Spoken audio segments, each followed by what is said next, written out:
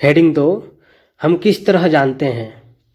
भारतीय इतिहास के पिछले 250 साल का इतिहास लिखने के लिए इतिहासकार कौन से स्रोतों का इस्तेमाल करते हैं। हेडलाइन, प्रशासन अभिलेख तैयार करता है। अंग्रेजी शासन द्वारा तैयार किए गए सरकारी रिकॉर्ड इतिहासकारों का एक महत्वपूर्ण साधन होते हैं। अंग्रेजों की मान्यता थी कि चीज़ों को लिखना बहुत महत्वपूर्ण होता है। उनके लिए हर निर्देश, हर योजना, नीतिगत फैसले, सहमति, जांच को साफ साफ लिखना जरूरी था। ऐसा करने के बाद चीज़ों का अच्छी तरह अध्ययन किया जा सकता था और उन पर वाद विवाद किया जा सकता है। इस समझदारी के चलते ज्ञापन, टिप्पणी और प्रतिवेदन पर आधारित शासन की संस्कृति पैदा हुई। अंग्रेजों को यह भी लगता था कि तमाम अहम दस्तावेजों और पत्रों को संभाल कर रखना जरूरी है। लिहाजा उन्होंने सभी शासकीय संस्थानों में अभिलेख कक्ष भी बनवा दिए। तहसील के दफ्तर, कलेक्टरेट, कमिश्नर के दफ्तर, प्रांतीय सचिवालय, कचहरी, सबके अपने रिकॉर्ड रूम होते थे। महत्वपूर्ण दस्तावेजों को बचा कर रखने के लिए अभिलेखागार, आर्काइव और संग्रहालय जैसे संस्थान भी बनाए गए। 19वीं सदी की शुरुआत में प्रशासन की एक शाखा से दूसरी शाखा के पास भेजे गए पत्रों और ज्ञापनों को आप आज भी अभिलेखागारों में देख सकते हैं। वहां आप जिला अधिकारियों द्वारा तैयार किए गए नोट्स और रिपोर्ट पढ़ सकते हैं या ऊपर बैठे अफसरों द्वारा प्रांतीय अधिकारियों को भेजे गए निर्देश और सुझाव देख सकते हैं। 19वीं सदी के शुरुआती सालों में इन दस्तावेजों की सावधानीपूर्वक नकलें बनाई गई थीं। उन्हें खुशनवीसी के माहिर लिखते थे। खुशनवीसी या सुलेखनवीस ऐसे लोग होते हैं जो बहुत सुंदर ढंग से चीज़ें लिखते हैं। 19वीं सदी के मध्य तक छपाई तकनीक भी फैलने लगी थी। इस तकनीक के सहारे अब प्रत्येक सरकारी विभाग की कार्रवाइयों के दस्तावेजों की कई कई प्रतियां बनाए जाने लगी। चित्र, भारतीय राष्ट्रीय अभिलेखागार 1920 के दशक में बनाया गया। जब नई दिल्ली का निर्माण हुआ तो राष्ट्रीय संग्रहालय और राष्ट्रीय अभिलेखागार दोनों ही वायसराय के निवास के नज़दीक बनाए गए थे। इससे पता चलता है कि अंग्रेजों की सोच में इन संस्थानों का कितना भारी महत्व था। स्रोत 1, गृह विभाग को भेजी गई रिपोर्टें। जो विभाग को रिपोर्ट भेजी गई होंगी उनका स्रोत दिया गया है। सन 1946 में भारत की औपनिवेशिक सरकार शाही भारतीय नौसेना के जहाज़ों में सिपाहियों की बगावत को कुचलने का प्रयास कर रही थी। उस समय विभिन्न बंदरगाहों से गृह विभाग को जो रिपोर्टें मिल रही थीं उनके कुछ नमूने इस प्रकार हैं। बम्बई, इस बात का इंतजाम कर लिया गया है कि सेना जहाज़ों और दफ्तरों पर कब्जा कर ले। शाही नौसैनिक जहाज़ अभी भी बंदरगाह से बाहर ही है। कराची, 301 विद्रोहियों को गिरफ्तार कर लिया गया है। कुछ अन्य संदेहास्पद विद्रोही भी गिरफ्तार किए गए हैं। सारे दफ्तर सैनिक निगरानी में है। विशाखापट्टनम, स्थिति पूरी तरह नियंत्रण में है और कहीं हिंसा नहीं हुई है। जहाज़ों और प्रतिष्ठानों पर सैनिक गार्ड तैनात कर दिए गए हैं। किसी परेशानी की उम्मीद नहीं है, सिवाय इसके कि संभव है कि कुछ सिपाही काम पर न आए। Director of intelligence, headquarter, India command, situation report संख्या 7, फाइल संख्या 5/21/46, गृह राजनीतिक, भारत सरकार। हेडलाइन, सर्वेक्षण का बढ़ता महत्व। औपनिवेशिक शासन के दौरान सर्वेक्षण का चलन भी महत्वपूर्ण होता गया। अंग्रेजों का विश्वास था कि किसी देश पर अच्छी तरह शासन चलाने के लिए उसको सही ढंग से जानना जरूरी होता है। 19वीं सदी की शुरुआत तक पूरे देश का नक्शा तैयार करने के लिए बड़े बड़े सर्वेक्षण किए जाने लगे। गांवों में राजस्व सर्वेक्षण किए गए। इन सर्वेक्षणों में धरती की सतह, मिट्टी की गुणवत्ता, वहां मिलने वाले पेड़ पौधों और जीव जंतुओं तथा स्थानीय इतिहासों व फसलों का पता लगाया जाता था।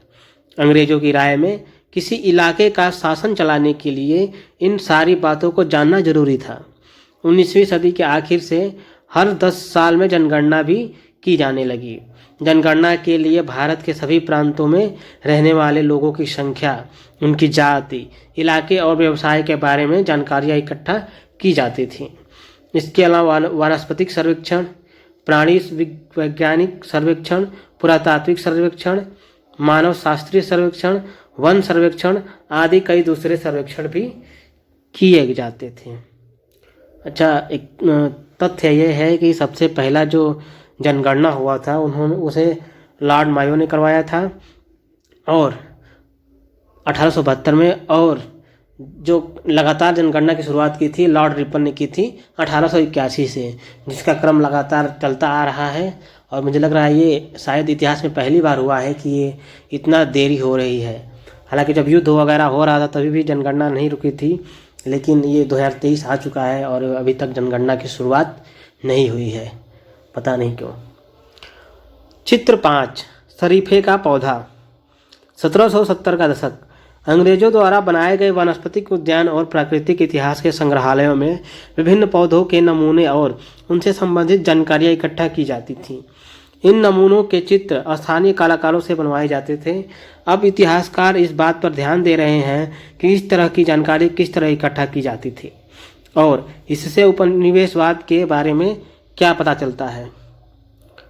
हेडिंग: अधिकृत रिकॉर्ड से क्या पता नहीं चलता। रिकॉर्ड्स के इस विशाल भंडार से हम बहुत कुछ पता लगा सकते हैं, फिर भी इस बात को नज़रअंदाज नहीं किया जा सकता कि ये सारे सरकारी रिकॉर्ड हैं। इनमें हमें यही पता चलता है कि सरकारी अफसर क्या सोचते थे, उनकी दिलचस्पी किन चीज़ों में थी और बाद के लिए वे किन चीज़ों को बचाए रखना चाहते थे। इन रिकॉर्ड से हमें ये समझने में हमेशा मदद नहीं मिलती कि देश के दूसरे लोग क्या महसूस करते थे और उनकी कार्रवाइयों की क्या वजह थी। इन बातों को जानने के लिए हमें कहीं और देखना होगा। जब हम ऐसे दूसरे स्रोतों की तलाश में निकलते हैं तो उनकी भी कोई कमी नहीं रहती, लेकिन सरकारी रिकॉर्ड्स के मुकाबले उन्हें ढूंढना जरा मुश्किल साबित होता है। इस लिहाज से लोगों की डायरियाँ, तीर्थ यात्राओं और यात्रियों के संस्मरण, महत्वपूर्ण लोगों की आत्मकथाएं और स्थानीय बाजारों में बिकने वाली लोकप्रिय पुस्तिकाएं महत्वपूर्ण हो जाती हैं। जैसे जैसे छपाई की तकनीक फैली, अखबार छपने लगे और विभिन्न मुद्दों पर जनता में बहस भी होने लगी। नेताओं और सुधारकों ने अपने विचारों को फैलाने के लिए लिखा, कवियों और उपन्यासकारों ने अपनी भावनाओं को व्यक्त करने के लिए लिखा, लेकिन ये सारे स्रोत उन लोगों ने रचे हैं जो पढ़ना लिखना जानते थे। इनसे हम यह पता नहीं लगा सकते कि आदिवासी और किसान, खदानों में काम करने वाले मजदूर या सड़कों पर जिंदगी गुजारने वाले गरीब किस तरह के अनुभव से गुजर रहे थे। अगर हम थोड़ी और कोशिश करें तो हम इस बात के बारे में भी जान सकते हैं। जैसे जैसे आप इस किताब में आगे बढ़ेंगे आपको यह बात समझ में आने लगेगी। पिछले पृष्ठ पे चित्र था, चित्र 6। बंगाल में मानचित्रण और सर्वेक्षण का कार्य चल रहा है। जेम्स प्रिंसेप द्वारा बनाई गई तस्वीर 1832। ध्यान से देखें कि सर्वेक्षण में इस्तेमाल होने वाले उपकरणों को चित्र के अगले हिस्से में दिखाया गया है। चित्रकार इस परियोजना के वैज्ञानिक स्वरूप पर खास तौर से जोर देना चाहता है। चित्र 7, 1857 के विद्रोही। तस्वीरों को भी बहुत ध्यान से देखना चाहिए, उनसे हमें चित्रकार की सोच पता चलती है। 1857 के विद्रोह के बाद अंग्रेजों द्वारा तैयार की गई सचित्र पुस्तकों में यह तस्वीर कई जगह दिखाई देती है। इस तस्वीर के नीचे लिखा होता था, बागी सिपाही लूट खसोट में लगे हुए हैं। अंग्रेजों की नज़र में विद्रोही जनता लालची, दुष्ट और बेरहम थी। इस विद्रोह के बारे में अब आप अध्याय 5 में पढ़ेंगे। स्रोत 2, इंसानों के खाने के लायक नहीं है। अखबारों से देश के विभिन्न विभागों में चल रहे आंदोलनों का पता चलता है। यहाँ 1946 में हुई पुलिस की एक हड़ताल की खबर दी गई है। दिल्ली में 2000 से ज़्यादा पुलिस वालों ने बृहस्पतिवार सवेरे अपने कम वेतन और पुलिस लाइन्स बावर्ची खाने से आने वाले घटिया भोजन के खिलाफ खाना खाने से इनकार कर दिया। जैसे जैसे यह खबर दूसरे पुलिस थानों तक पहुंची, वहां भी पुलिस वालों ने खाने से इनकार कर दिया। एक हड़ताली का कहना था, पुलिस लाइन्स की रसोई से हमारे लिए जो खाना आता है वह कोई इंसान नहीं खा सकता। हमें जो चपाती और दाल खानी पड़ती है उसे जानवर तक नहीं खा सकते। हिंदुस्तान टाइम्स 22 मार्च 1946। हालांकि ये चीज़ें आज भी नहीं बदली है। अभी जल्दी की ही खबर है, मैंने वीडियो देखा था। एक सिपाही दाल और रोटी लिए हुए था, रोटी बहुत कड़क थी और दाल बस पीली दिख रही थी, पानी जैसे थी। चीज़ें पता नहीं कब बदलेंगी। गतिविधि: स्रोत 1 और 2 को देखें। क्या आपको प्रतिवेदनों के स्वरूप में कोई फर्क दिखाई देता है? बताएं कि आपको क्या फर्क लगता है। आइए कल्पना करें। कल्पना कीजिए कि आप इतिहासकार हैं। आप यह पता लगाना चाहते हैं कि आज़ादी मिलने के बाद एक दुर्गम आदिवासी इलाके की खेती में क्या बदलाव आए हैं। इन जानकारियों को ढूंढने के लिए विभिन्न तरीकों की सूची बनाएं। फिर से याद करें, सही और गलत बताएं। क जेम्स मिल ने भारतीय इतिहास को हिंदू, मुस्लिम, ईसाई 3 कालखंडों में बांट दिया था। ख सरकारी दस्तावेजों से हमें ये समझने में मदद मिलती है कि आम लोग क्या सोचते हैं। ग अंग्रेजों को लगता था कि सही तरह शासन चलाने के लिए सर्वेक्षण महत्वपूर्ण होते हैं। अगला खंड, आइए विचार करें। जेम्स मिल ने भारतीय इतिहास को जिस तरह कालखंडों में बांटा है, उसमें क्या समस्याएं हैं। 3 अंग्रेजों ने सरकारी दस्तावेजों को किस तरह सुरक्षित रखा। प्रश्न 4 इतिहासकार पुराने अखबारों से जो जानकारी जुटाते हैं, वह पुलिस की रिपोर्टों में उपलब्ध जानकारी से किस तरह अलग होती है। आइए करके देखें। क्या आप आज की दुनिया के कुछ सर्वेक्षणों का उदाहरण दे सकते हैं। सोचकर देखिए कि खिलौना बनाने वाली कंपनियों को यह पता कैसे चलता है कि बच्चे किन चीज़ों को ज़्यादा पसंद करते हैं, या सरकार को यह कैसे पता चलता है कि स्कूलों में बच्चों की संख्या कितनी है। इतिहासकार ऐसे सर्वेक्षणों से क्या हासिल कर सकते हैं। अच्छा, एक करंट अफेयर का अपडेट है।